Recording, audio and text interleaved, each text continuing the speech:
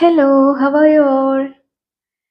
നമ്മൾ ഈ ലോകത്ത് ജീവിക്കുമ്പോൾ നമുക്ക് നമ്മുടെ സൊസൈറ്റിയോട് റെസ്പോൺസിബിലിറ്റി ഉണ്ട്, അതുപോലെ തന്നെ നമ്മുടെ ഫാമിലിയോട് റെസ്പോൺസിബിലിറ്റി ഉണ്ട്, അതുപോലെ തന്നെ നമ്മുടെ കൺട്രിയോട് റെസ്പോൺസിബിലിറ്റി ഉണ്ട്. നമ്മൾ ഒരിക്കലും നമ്മുടെ ഉത്തരവാദിത്വത്തിൽ നിന്ന് ഒഴിഞ്ഞു മാറി നിൽക്കാൻ പാടില്ല. അങ്ങനെ റിലേറ്റ് ചെയ്ത് വരുന്ന ഒരു കഥയാണ് ഇന്ന് നിങ്ങൾ കേൾക്കാൻ പോകുന്നത്. ഓക്കെ, പിന്നെ എപ്പോഴും പറയാറുള്ളത് പോലെ തന്നെ വെക്കാബുലറി ഇംപ്രൂവ് ചെയ്യണമെങ്കിൽ പുതിയ പുതിയ വേർഡ്സ് പഠിക്കണം. അതുപോലെ തന്നെ കഥ വായിക്കുമ്പോൾ, കഥ കേൾക്കുമ്പോൾ സെന്റൻസ് സ്ട്രക്ചർ എന്താണെന്ന് കൃത്യമായിട്ട് മനസ്സിലാക്കണം. എന്നാൽ മാത്രമേ നമുക്ക് ഇംഗ്ലീഷ് ഇംപ്രൂവ് ചെയ്യുള്ളൂ. ഓക്കെ, അപ്പൊ നമുക്ക് കഥയിലേക്ക് പോവാം. The stone in the middle of the road. One day, a king decided to test his people. He wanted to know whether his people had a sense of responsibility or not. So, one early morning, he disguised himself and set out to wander the streets of his kingdom. When he reached the main road, he put a gold coin and a letter in the middle of the road and placed a big stone on them. The king had written the following message in the letter: an award to a responsible citizen who knows his duty. അപ്പോൾ എന്താണ്? ഒരിടത്തൊരു രാജാവുണ്ടായിരുന്നു. രാജാവ് തൻ്റെ പ്രജകളെ ഒന്ന് test ചെയ്യാമെന്ന് തീരുമാനിച്ചു.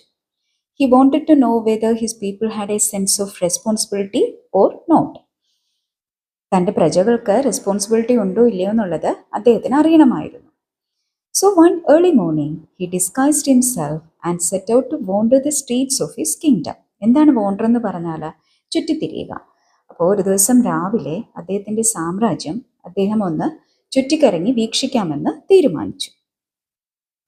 When he reached the main road, he put a gold coin and a letter in the middle of the road and placed a big stone on them. Main റോഡിൽ എത്തിയപ്പോൾ രാജാവ് ഒരു ഗോൾഡ് കോയിനും അതിൻ്റെ കൂടെ ഒരു ലെറ്ററും അതിൻ്റെ പുറത്ത് ഒരു ബിഗ് സ്റ്റോൺ ഓൺ ദം, അതിൻ്റെ പുറത്തായിട്ട് ഒരു വലിയൊരു കല്ലും എടുത്ത് വെച്ചു. The king had written the following message in the letter: an award to a responsible citizen who knows his duty. എന്നിട്ട് ആ ലെറ്ററിൽ ഒരു മെസ്സേജ് കൂടി എഴുതി വെച്ചു. എന്താണ്? ആരാണോ റെസ്പോൺസിബിൾ സിറ്റിസൺ, ആരാണോ അവരുടെ ഡ്യൂട്ടി ചെയ്യുന്നത്, അവർക്ക് ഒരു അവാർഡ് കൂടി നൽകുന്നതായിരിക്കും എന്ന് അതിൻ്റെ പുറത്ത് എഴുതി വെച്ചു. The king hid himself behind a tree to see whether anyone cared to remove the stone from the middle of the road. After a while, milkman came down the road. He had a can of milk with him, and he was so busy singing that he did not notice the stone lying in the middle of the road. The milkman stumbled over the stone and spilled the milk. അപ്പോൾ എന്താണ് ഇത് ചെയ്തിട്ട്, സ്റ്റോണൊക്കെ വെച്ചിട്ട് king, രാജാവ് ഒരു ട്രീയുടെ ബാക്കിലേക്ക് ഒളിച്ചു നിന്നു. ഹിഡ് എന്ന് പറഞ്ഞാൽ ഹൈഡിൻ്റെ പാസ്റ്റ് ടെൻസ്. ഒളിച്ചു നിന്ന് നോക്കി ആരെങ്കിലും ഈ സ്റ്റോൺ അവിടെ നിന്ന് മാറ്റുന്നുണ്ടോ എന്നറിയാൻ വേണ്ടി അവിടെ ഒളിച്ചു നിന്നു. കുറച്ചു നേരം കഴിഞ്ഞപ്പോൾ, after A while, A milkman came down the road. ഒരു മിൽക്ക്മാൻ അതുവഴി വന്നു. He had a can of milk with him, and he was so busy singing that he did not notice the stone lying in the middle of the road. അവർ വളരെ BC ആയിരുന്നു അല്ലേ? Busy with singing ആയിട്ട് BC ആയിരുന്നു, പാട്ടും പാടി വരുവാണ്. അത് കാരണം വഴിയിൽ നടുവിൽ കിടന്ന ആ സ്റ്റോൺ ശ്രദ്ധിച്ചില്ല, നോട്ടീസ് ചെയ്തില്ല. The milkman stumbled over the stone and spilled the milk. എന്ത് പറ്റി? Milkman stumbled over the stone. Stumbled over എന്ന് പറഞ്ഞാൽ ഇങ്ങനെ തട്ടിത്തടഞ്ഞ് ബാലൻസ് തെറ്റി വീഴുന്നതിനെയാണ് സ്റ്റംബിൾഡ് എന്ന് പറയുന്നത്. Stumbled over the stone and spilled the milk. Spilled the milk എന്ന് പറഞ്ഞാൽ പാല് മുഴുവൻ പുറത്തേക്ക് കളഞ്ഞു. സ്പില്ല് ചെയ്യുക എന്ന് പറഞ്ഞാൽ പുറത്തേക്ക് കളയുക. Spilled the milk. The milkman lost his temper and grumbled. Which fool has put such a big stone in the middle of the road? Milkman lost his temper. Lose his ടെമ്പറിൻ്റെ past tense ആണ് lost his temper എന്ന് പറഞ്ഞാൽ. Loose once temper എന്ന് പറഞ്ഞാൽ എന്താണ്? ദേഷ്യം വരിക എന്നുള്ള അർത്ഥത്തിലാണ് ലൂസ് വൺസ് ടെമ്പർ എന്നുള്ള എക്സ്പ്രഷൻ നമ്മൾ യൂസ് ചെയ്യുന്നത്. Okay. The milkman lost his temper and grumbled. What is grumbled? Grumbled എന്ന് പറഞ്ഞാൽ ഇങ്ങനെ ദേഷ്യം വന്ന ഒരു ബാഡ് വേയിൽ ഇങ്ങനെ കംപ്ലൈനിങ് വേയിൽ, ഓ ഇതാരാണ്, which fool has put such a big stone in the middle of the road, ഇതാരാണ്, ഏത് വിഡ്ഢിയാണ് ഈ ഒരു കല്ല് കൊണ്ട് റോഡിന് നടുവിലിട്ട് എന്നുള്ള ദേഷ്യത്തിലൊക്കെ അയാൾ പിറുപിറുത്തു. Cursing the person who had put the stone there, the milkman went his way. Cursing എന്ന് പറഞ്ഞാൽ ശപിക്കുക.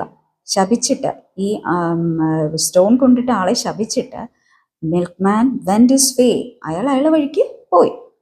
Though he had suffered a loss due to that stone lying in the middle of the road, he did not take the trouble to remove it from there. അയാൾ ശരിക്കും പറഞ്ഞാൽ അയാൾ സഫർ ചെയ്തു അല്ലേ, അയാളുടെ തട്ടി വീണു, അയാളുടെ പാല് മുഴുവൻ താഴെ പോയി, എന്നിട്ട് പോലും ആ സ്റ്റോൺ അവിടെ നിന്ന് റിമൂവ് ചെയ്ത് ഒരു സൈഡിലേക്ക് മാറ്റി വെക്കാൻ മിൽക്ക്മാൻ തയ്യാറായില്ല. അയാളുടെ വഴിക്ക് പോയി. Clip Klopp a coach came down the road. The coachman was merrily singing a song and he did not notice the stone in the middle of the road. One of the wheels of the coach hit against the stone and the coach almost overturned. The passengers of the coach fell out. However, they escaped with only a few bruises. അപ്പോൾ എന്താണ് clip Klopp ആ കുതിരവണ്ടി വരുന്ന സൗണ്ടിനെയാണ് ഉദ്ദേശിക്കുന്നത്. A coach came down the road. Coach എന്ന് ഉദ്ദേശിക്കുന്നത് കുതിരവണ്ടി, coachman എന്ന് ഉദ്ദേശിക്കുന്നത് കുതിരവണ്ടി ഓടിക്കുന്ന ആൾ. The coachman was merrily singing a song and he did not notice the stone in the middle of the road. കോച്ച്മാനും കുതിരവണ്ടിക്കാരനും പാട്ടും പാടി വരുന്നതിനിടയിൽ ആ സ്റ്റോൺ വഴിക്ക് നടുവിൽ കിടക്കുന്നത് നോട്ടീസ് ചെയ്തില്ല. One of the wheels of the coach hit against the stone and the coach almost overturned. ഒരു വീല്, കുതിരവണ്ടിയുടെ ഒരു വീല് ആ സ്റ്റോണിൽ തട്ടിയിട്ട് മറിഞ്ഞു. The passengers of the coach fell out. Passengers, ആ കുതിരവണ്ടിയിലുള്ള യാത്രക്കാർ പുറത്തേക്ക് വീണു. However, they escaped with only a few bruises. എന്നാലും അവർ ചെറിയ മുറിവുകളോടുകൂടി, bruises means ചെറിയ വൂണ്ടിനെയാണ് പറയുന്നത്, മുറിവ്, അതോടുകൂടി ചെറിയ മുറിവുകളോടുകൂടി യാത്രക്കാർ രക്ഷപ്പെട്ടു. The angry coachman shouted, "How irresponsible the people of the city are! They never think of others. If I catch hold of the heartless man who has put the stone here, I will certainly break his bones." അപ്പോൾ എന്ത് പറ്റി, കുതിരവണ്ടി മറിഞ്ഞപ്പോൾ കുതിരവണ്ടിക്കാരന് ദേഷ്യമായല്ലേ. Angry coachman shouted, how irresponsible the people of the city are. എത്ര ഉത്തരവാദിത്വം ഇല്ലാത്ത ആൾക്കാരാണ് ഈ സിറ്റിയിലുള്ള ആൾക്കാരൊക്കെ. They never think of others, അവർ മറ്റുള്ളവരെ പറ്റി ചിന്തിക്കുന്നില്ല. If I catch hold of the heartless man who has put the stone here, I will certainly break his bones. എൻ്റെ കയ്യിൽ കിട്ടിയിരുന്നെങ്കിൽ, ഈ സ്റ്റോൺ ഇട്ട ആളെ എൻ്റെ കയ്യിൽ കിട്ടിയിരുന്നെങ്കിൽ അവൻ്റെ എല്ലൊടിക്കുമായിരുന്നു എന്ന് ആംഗ്രിയോടെ, ദേഷ്യത്തോടെ കുതിരവണ്ടിക്കാരൻ ഷൗട്ട് ചെയ്തു. The passengers climbed back into the coach and the coachman proceeded without removing the stone. ഇത്രയൊക്കെ ഉണ്ടായിട്ടും കോച്ച്മാനും എന്ത് ചെയ്തു, കുതിരവണ്ടിക്കാരനും ആ സ്റ്റോൺ റിമൂവ് ചെയ്യാതെ പാസഞ്ചേഴ്സ് കയറിയ ഉടനെ, തിരിച്ച് കുതിരവണ്ടിയിൽ കയറിയ ഉടനെ അയാളുടെ വഴിക്ക് പോയി. Meanwhile, a farmer came there with his bullock cart. അന്നേരം അവിടെ ആര് വന്നു, ഒരു ഫാർമർ കാളവണ്ടിയുമായിട്ട് വന്നു. Suddenly, he noticed the stone in the middle of the road. He drove his bullock cart to one side of the road in such a way that the wheel would not hit against the stone. He proceeded safely. He too cursed the person who had put the stone in the middle of the road, but he did not take the trouble to remove it from there. Farmer എന്ത് ചെയ്തു? Suddenly, he noticed the stone in the middle of the road. Farmer പെട്ടെന്ന് എങ്ങനെയോ notice ചെയ്തു, കല്ല് കിടക്കുന്നത് കണ്ടു. He drove his bullock cart to one side of the road in such a way that the wheel would not hit against the stone. അയാൾ എന്ത് ചെയ്തു, പതുക്കെ തൻ്റെ കാളവണ്ടി ഒരു സൈഡിലേക്ക് ഒതുക്കി കൊണ്ടുപോയി. അത് കാരണം അതിൽ തട്ടില്ല, അതിൻ്റെ വീല് തട്ടത്തില്ല. ആ രീതിയിൽ വളരെ സേഫായിട്ട് പതുക്കെ സൈഡിൽ കൂടെ കൊണ്ടുപോയി. He proceeded safely. He too cursed the person who had put the stone in the middle of the road. അയാളും ഈ സ്റ്റോൺ ഇട്ട ആളെ ശപിച്ചുകൊണ്ട് പോയി. But he did not take the trouble to remove it from there. ഇങ്ങനെ ഉണ്ടായിട്ടും അയാൾക്ക് ഇത്ര ബുദ്ധിമുട്ടുണ്ടായിട്ടും അയാളും ആ സ്റ്റോൺ അവിടെ നിന്ന് റിമൂവ് ചെയ്യാൻ തയ്യാറായില്ല. After some time, a group of women came there with pots of water in their heads. As they were walking, one of the women stumbled over the stone, fell down, and spilled the water. She got up and went away limping. കുറച്ച് സമയം കഴിഞ്ഞപ്പോൾ അവിടെ ആര് വന്നു? Group of women, കുറച്ച് പെണ്ണുങ്ങൾ അവിടെ വന്നു, അതുവഴി വന്നു. കുറച്ച് കുടത്തിൽ വെള്ളവുമായിട്ട്, തലയിൽ വെള്ളവും ഒക്കെ ആയിട്ട് ആ വഴി വന്നു. As they were walking, one of the women stumbled over the stone, fell down and spilled all the water. അവർ നടക്കുന്ന വഴി ഒരു പെണ്ണിൻ്റെ കാല് അതിൽ തട്ടി, ആ സ്റ്റോണിൽ തട്ടി, അവൾ താഴെ വീണു. എല്ലാ കംപ്ലീറ്റ് മുഴുവൻ വെള്ളവും, കുടവും പൊട്ടി വെള്ളവും പോയി. She got up and wended way limping. എന്ത് ചെയ്തു? എഴുന്നേറ്റിട്ട് ഇങ്ങനെ ലിംപിങ് മീൻസ് ഇങ്ങനെ മുടന്തി പോവുക, അതിനെയാണ് ലിംപിങ് എന്ന് ഉദ്ദേശിക്കുന്നത്. മുടന്തി നടന്നു പോയി. Yet not a single woman thought of removing the stone from the middle of the road. ഒരാൾ പോലും, അതിലുള്ള ഒരു പെണ്ണ് പോലും അതിനെ ഒന്ന് മാറ്റി, സൈഡിലേക്ക് മാറ്റിയിടാൻ, ആ കല്ലിനെ മാറ്റിയിടാൻ തയ്യാറായില്ല. The king saw many people passing by that stone. Many of them stumbled over it, but not one of them thought of lifting it and putting it away on his side. അപ്പോൾ ഇത് രാജാവ് ഇതെല്ലാം കണ്ടുകൊണ്ട് നിൽക്കുകയായിരുന്നു അല്ലേ. കുറേ പേര് അതുവഴി വന്നു, പലരും കാലുതട്ടി വീണു. എന്നിട്ട് ആരും തന്നെ ആ കല്ല് അവിടെ നിന്ന് മാറ്റി സൈഡിലേക്ക് ഇടാൻ തയ്യാറായില്ല. The king felt that no one was lucky enough to get the gold coin put under the stone. King എന്ത് വിചാരിച്ചു? രാജാവ് എന്ത് വിചാരിച്ചു? ആർക്കും ഭാഗ്യമില്ല, ആ ഗോൾഡ് കോയിൻ കിട്ടാനുള്ള ഭാഗ്യം ആർക്കും ഇല്ല എന്നിങ്ങനെ സ്വയം വിചാരിച്ചിട്ട് എന്ത് ചെയ്തു? The king came out of his hiding place.